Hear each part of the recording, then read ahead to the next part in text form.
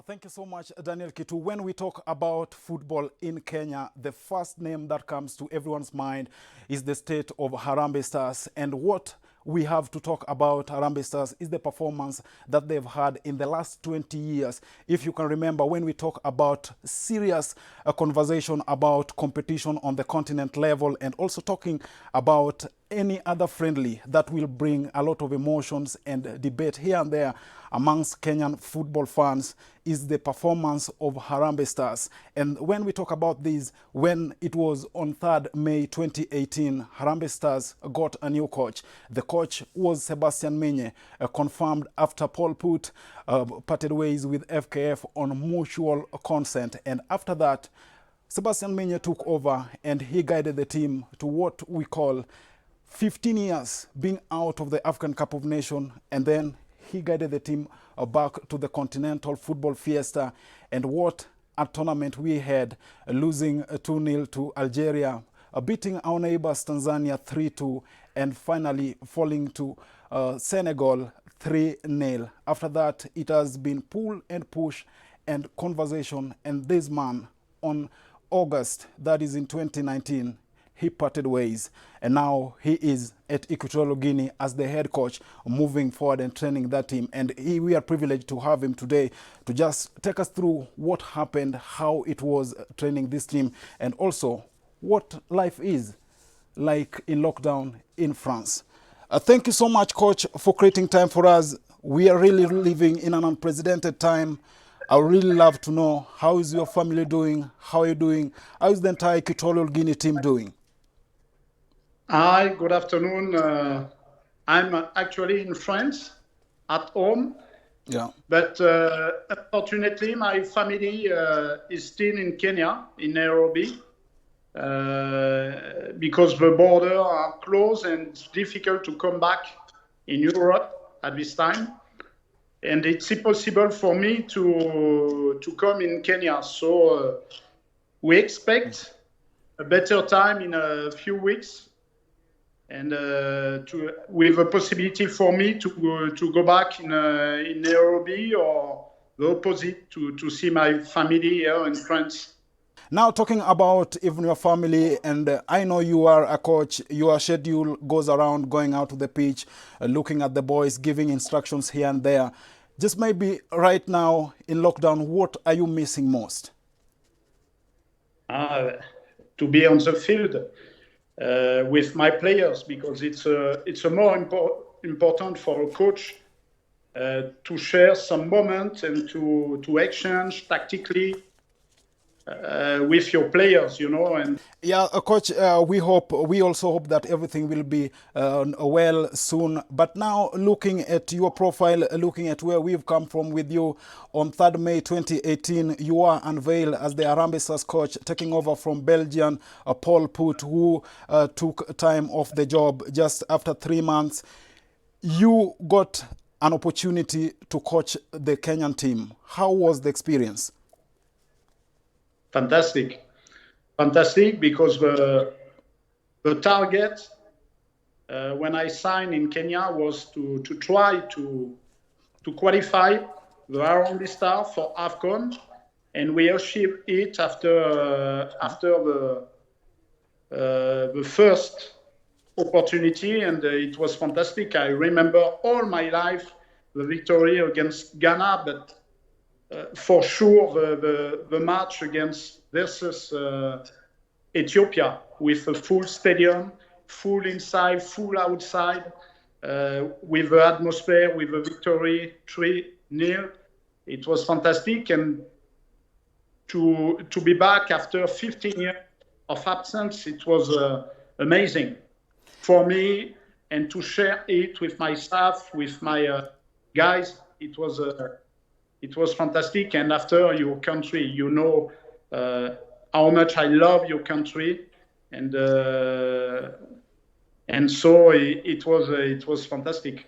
And the coach, talking about your love for Kenya, taking us back to the African Cup of Nations after being out for 15 years, the way you left, was it the right time for you to leave, or situations forced you to? I think I was the only one to coach AFCON and Shan. You know, all the other country, it was another coach.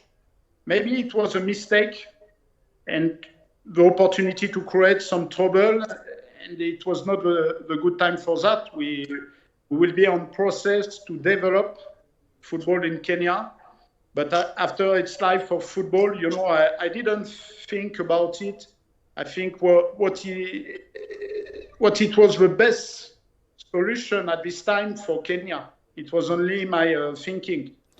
And then, coach, looking at now the build-up towards the African Cup of Nations, we really had a good time there. Beating Tanzania, I know that was the highest moment for you. But looking at the process of selection of the team, so many people, sports analysts, and everyone thought that having Jesse Were, top scorer at Zesco United, will give him an automatic qualification for your list to Egypt. This didn't happen. So many people are asking, Coach, did you have something personal against Jesse Were? No. Of course, it's a fantastic guy in terms of personality. The problem was for me the quality on the field, and you know, after 1 year, he didn't score one goal with national team. You know, in Egypt against Togo. So that's mean a lot of things. After around 30 call-ups, he never scores. So it's a choice. Maybe not the good one, but my philosophy was to think what is the best for Kenya. The best at this time for me, it was to bring young players like Avire, to give him some experience for the future, you know. Yeah, and then, Coach, talking about the win against Tanzania, there was an agreement you had before leaving, even for Egypt. That was the players' match-winning bonuses. What do you know about it? But I know we didn't receive any bonuses since this victory. All my staff, all the players, I think so. And I read the newspaper like you, and it's exactly what I read, but it's like it. What can I say? Talking about the payment, you had a contract that was not to end on August 2019. Have you been paid your money? No, it's on process, they told me. So I think soon maybe I will go to FIFA because if I have no choice, I let sometimes for FKF to regularize everything.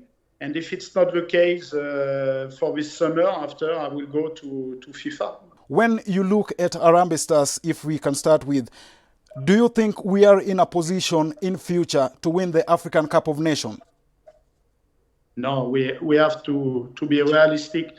I know everybody would like a victory in Africa Cup of Nations. No, the next target is to be qualified, but not in 15 years. For next one and regularly, you know. And Coach, talking about now the whole team, you had a fantastic team both here in France preparing for the AFCON and also in Egypt. If you had a day off and you were to catch up with one player who you could talk of football with the whole day and don't get bored, who is that player? To share one moment with him and to talk about football? Yeah.